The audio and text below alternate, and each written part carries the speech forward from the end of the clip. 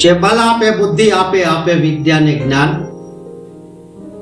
એકવાર માગી તો જુઓ જગમાં કરી દે ન્યાલ, એકવાર માગી તો જુઓ જગમાં કરી દે ન્યાલ. તો આવા દેવા કોણ છે?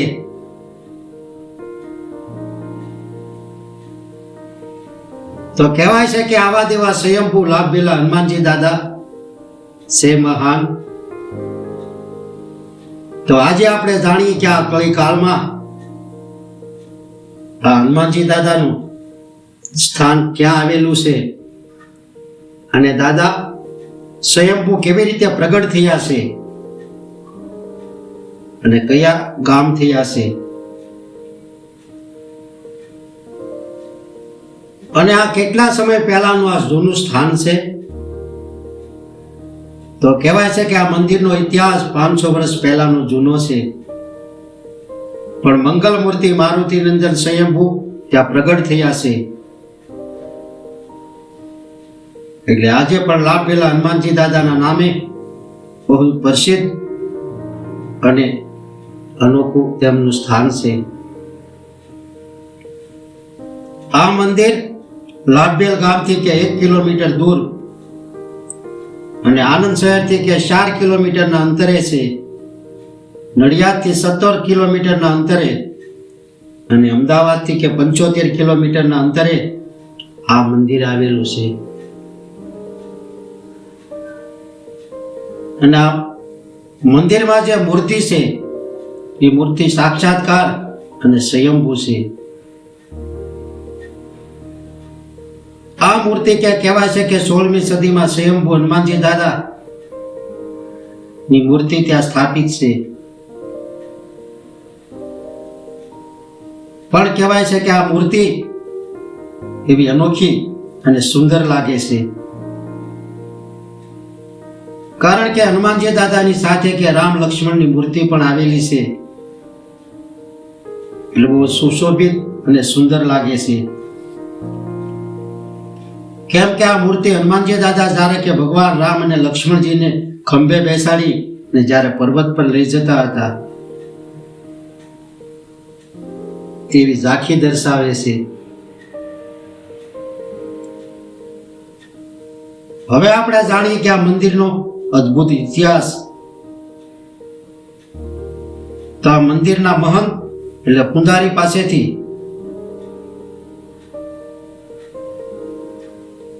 જાણીએ ઇતિહાસ. તો કે પૂંજારીના કહેવા અનુસાર કહેવાય છે કે 16મી સદીમાં આ સ્થળ પર એક લાભુભાઈ નામના એક ભરવાડ આ સ્થળ પર ગાયોનું ધણ લઈ અને કે ગાયો ચરાવવા માટે આવતા.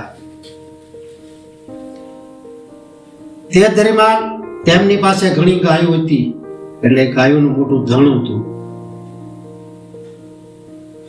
એ ધણમાં એક સુંદર મજાની ગાય હતી. એ ગાય ધણમાં રહેતી પણ કંઈક અનોખી હતી. એટલે ગાય કે ધણમાંથી બહાર નીકળીને પોતાની મસ્તીમાં ચાલતી ચાલતી એક આકડાનું ઝાડ હતું તેમની પાસે જતી અને આકડાની ઉપર કે ઊભી રહી પોતાનું દૂધ એ આકડાને અર્પણ કરતી. આવી રીતે કે ગાય આકડાના છોડ પાસે જઈ અને નિયમિત દૂધ કે અર્પણ કરવા લાગી. આ વાતનો એ લાભુભાઈને ખ્યાલ નહીં કે આ ગાય આકડાના છોડ પર પોતાનું દૂધ રોજ અર્પણ કરે છે.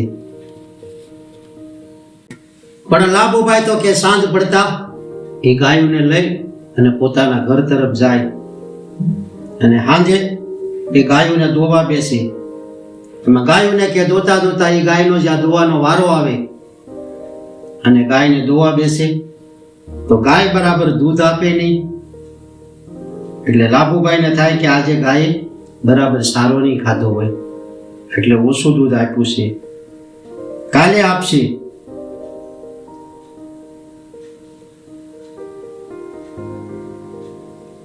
આમ લાભુભા વિચારતા જાય અને રોજના નિયમ પ્રમાણે એ ગાયોનું ધણ લઈ અને ગાયો ચરાવવા જાય. ને ગાય એના નિયમ પ્રમાણે એ ધણમાંથી છૂટી પડી અને આકડાના છોડ પર પોતાનું દૂધ અર્પણ કરે. આમ કરતા કે લાભુભાઈ જ્યાં ગાય દોવા બેસે ને ગાય થોડું થોડું કરતા ઓછું મળી દૂધ આપવા. એમાં એક દિવસ તો કે લાભુભાઈ ગાયને દોવા બેઠા અને ગાયના આંસળમાં દૂધ જ ન જઈ મળ્યું.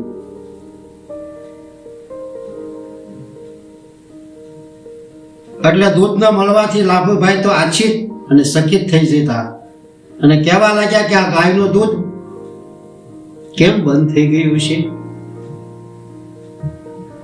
આ ગાયને કોઈ દોઈ લેતું હશે? આ મારે જાણવું જોઈએ એમ કે વિચારતા લાભુભાઈ ગાયોનો ધણ લઈને કે ગાયો સરાવવા માટે ગયા. પણ તે દિવસે કે લાભુભાઈ એ ગાયનું બરાબર ધ્યાન રાખ્યું ને એની પર જ તેમની નજર રાખી કે આ ગાયને કોણ દોઈ લેશે. એટલે કે ગાય સારો સરતી સરતી જે તરફ જાય એની પાછળ પાછળ લાભુભાઈ જાય. એટલે ગાયને પણ ખ્યાલ આવી ગયો કે આજે મારા ગોવાળ મારી પાછળ પાછળ આવે છે.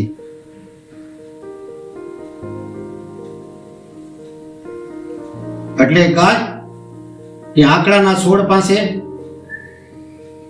ધીરે ધીરે કરતા ગઈ ખરી, પણ એ આંકડાના છોડ પર દૂધ ન અર્પણ કરી શકી. અને સાંજ પડી એટલે લાભુભાઈ ગાયને ત્યાંથી પાછી વાળી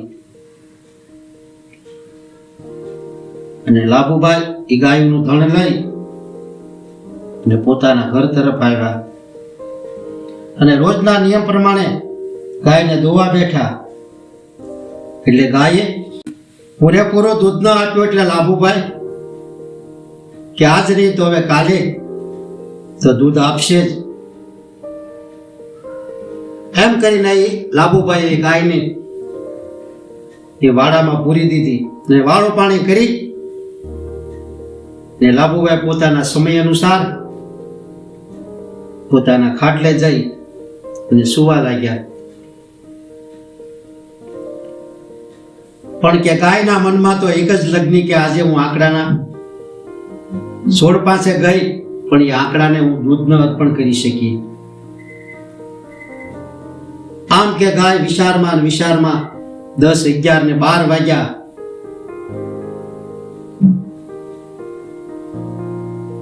એટલે ગાયે આડાવળી નજર ફેરવી અને જોયું તો વાતાવરણ એકદમ સુનકાર હતું અને લાભુભાઈ સૂઈ ગયેલા હતા. એટલે ગાયને થયું કે હવે મને જતા કોણ રોકશે ને હવે મારી પાછળ પણ કોણ આવશે. એમ કે વિચારતા એ ગાયે વાડામાંથી બહાર નીકળવા માટે ફ્લાંગ મારી અને ગાય બહાર નીકળી. પણ કે ગાયે કૂદકો માર્યો ને બહાર જ્યાં ધબ કરતો અવાજ થયો એટલે લાભુભાઈ જે સૂતા હતા એ અવાજ સાંભળી અને જાગી ગયા. તેને જોયું કે અવાજ આ ક્યાંથી આવ્યો હશે. એમ જ્યાં જોવે છે ત્યાં તે જ ગાયને બહાર નીકળતી જોઈ અને ચાલતી જોઈ.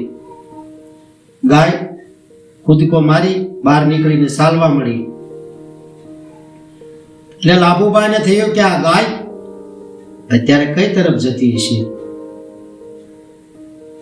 એ જાણવું જોઈએ. એમ વિચારતા કે લાભુભાઈ ગાયની પાછળ પાછળ ચાલવા માંડ્યા. પણ કે ગાયને ખ્યાલ આવી ગયો કે મારી પાછળ કોઈ આવી રહેલું છે. અંધારું હતું પણ અવાજથી ગાયને ખ્યાલ આવી ગયો. એટલે કે ગાયે તો હળી કાઢી અને ગાયે દોટ મેકી ને આંકડાના ઝાડની પાસે જઈ ને કે આંકડાની ઉપર સારે પગ પોળા કરી પોતાના એ દૂધ એ આંકડાના છોડ ઉપર અર્પણ કરવા લાગી. અને લાભુભાઈ આ બધું સુપી રીતે જોવે છે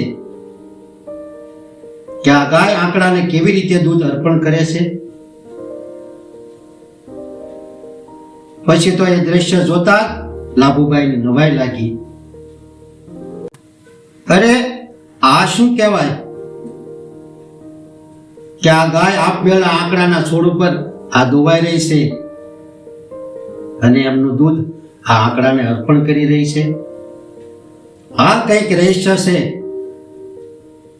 પણ લાભુભાઈને થયું કે અંધારામાં આ રહસ્ય ન જાણી શકાય, એટલે કાલે સવારે વહેલો આવી અને આ રહસ્ય મારે જાણવું છે. આમ કે વિચારીને લાભુભાઈ ગાયને લઈ અને પોતાના ઘર તરફ આવ્યા. ઘરે આવીને ગાયને કે વાડામાં પૂરી દીધી ને પછી લાભુભાઈ સૂઈ ગયા. પણ કે લાભુભાઈ સૂતા લાભુભાઈને એક સપન આવ્યું. અને સપનામાં કે હનુમાનજી દાદાએ કીધું કે તું કાલે વહેલી સવારે એ આંકડા પર જે ગાયે દૂધ અર્પણ કર્યું છે એ આંકડાના નીચે તું ખોદકામ કરજે, એટલે લાલ કપડામાં કે વીંટાયેલી મારી મૂર્તિ તને મળશે. તે મૂર્તિની તું સેવા પૂજા કરજે એટલે તારી સર્વ મનોકામના પૂર્ણ થશે.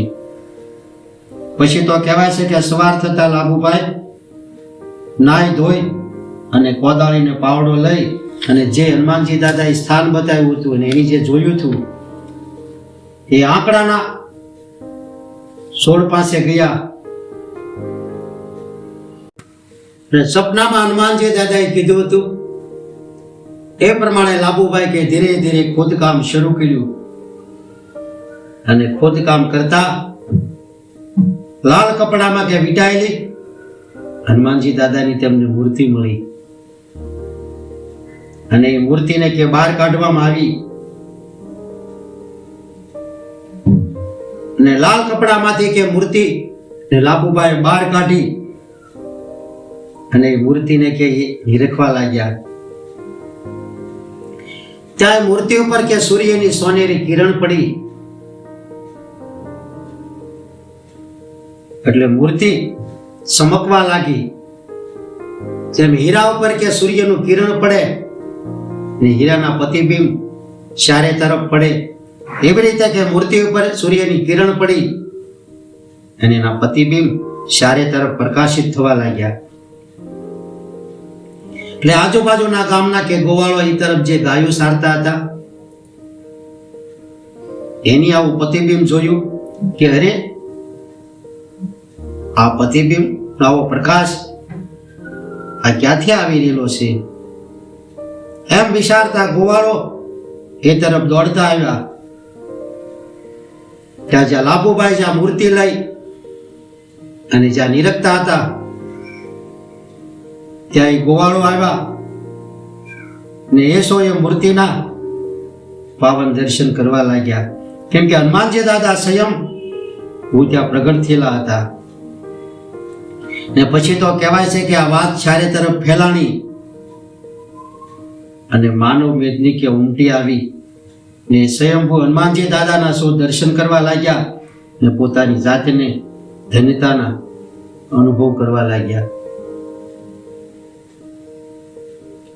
ને પછી તો કે આજુબાજુના ગામના કહેવા લાગ્યા કે આ મૂર્તિ અમે અમારા ગામમાં લઈ જઈએ અને અમે ગામમાં મોટું મંદિર બનાવી અને આ મૂર્તિને બેસાડીએ. ત્યાં વળે કોઈ કહે કે અમે અમારા ગામમાં લઈ જઈએ. આમ સો વાત કરવા લાગ્યા. એમાં આનંદ અને બાકવેલ ગામવાસી કહેવા લાગ્યા કે અમે લઈ જઈએ, પેલા કે અમે લઈ જઈએ. આમ કે વાત કરતા કરતા વાદ વિવાદ વધ્યો. કોઈ નમતો ન આપે પછી તો બહુ વાદ વિવાદ કે વધવા લાગ્યો. એમાં જે કાંડાબળી હતા એ કહેવા લાગ્યા કે અમે મૂર્તિને ઉઠાવીને લઈ જઈશું અને મૂર્તિને ઉઠાવવા માટે તૈયાર થયા અને કે જાય મૂર્તિને પાસે ગયા અને મૂર્તિને જ્યાં લેવા માટે મૂર્તિને પકડી અને ઉઠાવવા લાગ્યા, પણ કે મૂર્તિ ઉઠી તો નહીં, પણ તલભાર એ મૂર્તિને ત્યાંથી હટાવી ન શક્યા ને આખરે થાકી ગયા ને હારી ગયા. પછી તો કહેવાય છે કે આ બંને પક્ષે સમાધાન કરી અને જ્યાં સ્વયંભૂ કે હનુમાનજી દાદાની મૂર્તિ પ્રગટ થઈ હતી તે જ જગ્યાએ ભવ્ય મંદિર બનાવવાનો નિર્ણય લીધો અને હનુમાન ચાલીસાનો કે ત્યાં પાઠ કરવા લાગ્યા ને હનુમાનજી દાદાનો જય જયકાર કરતા આનંદિત અને ઉત્સાહિત બની ગયા. પછી તો કહેવાય છે કે ઈસવીસન 1523 અને વિક્રમ સંવત 1579 ના શ્રાવણ સુદ 8મના રોજ ભવ્ય મંદિર બનાવી અને મૂર્તિની પ્રાણ પ્રતિષ્ઠા વિધિવત કરવામાં આવી હતી. અને પછી તો એ પ્રાણવાન સ્વયંભૂ હનુમાનજી દાદાની મૂર્તિની સ્થાપના થઈ અને મંદિરની નામસા જેમ ફૂલોની સુગંધ ફેલાય એમ ચારે દિશામાં ફેલાવા લાગી. એટલે હજારો એવા ભક્તજન કે દર શનિવારે અને દર મંગળવારે આવવા લાગ્યા. કોઈ શ્રીફળની માનતા ધરાવે, કોઈ હનુમાનજી દાદાને થાળ ધરાવે. આવી રીતે કે હજારો માનવ મેદની કે દર શનિવાર ને મંગળવારે આવવા લાગી અને સર્વની જે માનતાઓ કરેલી હતી સૌની મનોકામના પૂર્ણ થવા લાગી. એટલે સ્થાન એક આસ્થાનું કેન્દ્ર બની ગયું. પછી તો કહેવાય છે કે મંદિર ખાતે કમિટી બનાવવામાં આવી અને કમિટી દ્વારા વિવિધ પ્રકારની સેવા યજ્ઞ પણ ત્યાં ચલાવવામાં આવે છે. અને દર શનિવારે દર મંગળવારે હનુમાન ચાલીસા સુંદરકાંડ નો ત્યાં પાઠ કરવામાં આવે છે. હજારો ભક્તજન કે પ્રસાદનું ત્યાં વિતરણ થાય છે. અને જ્યારે કે હનુમાન જયંતિ આવે એટલે મારુતિ યજ્ઞ કરવામાં આવે છે. હજારો ભાવિ ભક્તજનો ત્યાં ભોજનનો પ્રસાદ લે છે. કોઈ સાધુ સંતો કે ભૂખ્યા દુખિયા આવે તેમના માટે સદા વ્રત ચલાવવામાં આવે છે. સૂર્યોદયથી સૂર્યાસ્ત સુધી જે કોઈ મંદિરે દર્શનિક આવે તેમને પ્રસાદ તો મળે, પણ કે સાધુ અભ્યાગત કોઈ આવે તો તેમને અનાજ એટલે કાસું સીધું આપવામાં આવે અને તેલની બોટલ કે આપવામાં આવતી.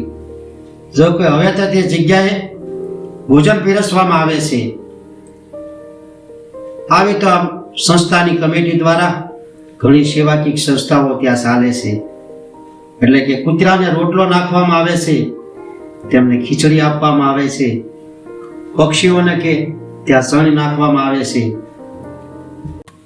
આટલું જ નહીં, પણ કહેવાય છે કે સાથે સાથે હનુમાનજી કેમ્પલ કમિટી દ્વારા કે સાર્વજનિક દવાખાનામાં ફક્ત 5 રૂપિયાની કે ફી લઈ અને સારવાર આપવામાં આવે છે. લેબોરેટરી ટેસ્ટ જેવી વિવિધ સેવા યજ્ઞ પણ ત્યાં થાય છે. એટલે આજે આ લાભવેલજી હનુમાનજી દાદાનો મહિમા કંઈક અનેરો છે. એમાં કે જ્યારે કાળી ચૌદશ આવે એટલે કાળી ચૌદશના દિવસે એવા હજારો માનવ મેદની ત્યાં ઉમટી પડે છે. ત્યારે તો જાણે એક નાનો મોનો મેળો ન હોય એવો ત્યાં મેળો ભરાય છે. અને બધા એ સ્વયંભૂ હનુમાનજી દાદાના દર્શન કરી અને ભોજન પ્રસાદ લઈ અને ત્યાં સૌ આનંદ ઉત્સવ ઉજવે છે. કેમ કે હનુમાનજી દાદા તો અજર અને અમર છે. કેમ કે મા જાનકીના આશીર્વાદ હતા કે સારે યુગ પર તાપ તુમારા, હે પર સિદ્ધિ જગત ઉજિયારા. એટલે હનુમાનજી દાદા તો આ કલિકાળમાં એવા જાગતા અને અમર દેવ છે. પણ આપણને તેમના પર શ્રદ્ધા હોવી જોઈએ. તો આ મંદિર હનુમાનજી દાદાની મૂર્તિ કોઈ પણ સ્થળ પર હોય ત્યાં એક આસ્થાનું કેન્દ્ર છે. તો આ વિડીયો હનુમાનજી દાદાની કૃપા રૂપે હતો. જો આ વિડીયો પસંદ પડે અને સારો લાગે તો લાઈક કરો, આ ચેનલને સબસ્ક્રાઈબ કરો અને શેર કરો. એટલે હસતા રહો, ખુશ રહો અને આનંદિત રહો.